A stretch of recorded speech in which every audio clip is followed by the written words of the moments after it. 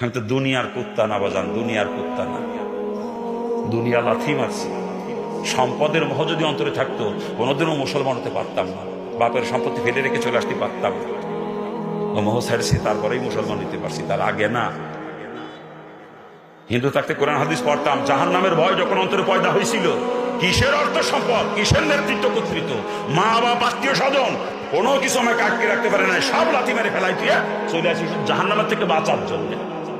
আবার দুনিয়ার কুত্তা হয়ে জাহান নামে যাবো, অত সস্তা না। আমি দুনিয়ার কুত্তা না, ভুল বুঝবেন না। টাকা আমি কম কামাই করি না, বর্তমান প্রতি মাসে 14-15 লক্ষ টাকা ইনকাম আমার প্রতি মাসে।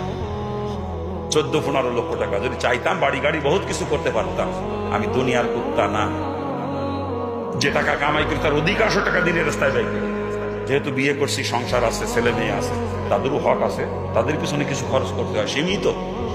আহামরি কোনো খরচ তাদের পিছনে করি না, সীমিত। কিন্তু অধিকাংশ টাকা দিনের রাস্তায় খরচ করে আপনাদের দেওয়া হয়। 3টা মাদ্রাসা পরিচালনা করি আমি, 3টা মাদ্রাসা। আমার প্রথম মাদ্রাসা মাগুরায়, আমি যে কলেজের বিপি ছিলাম,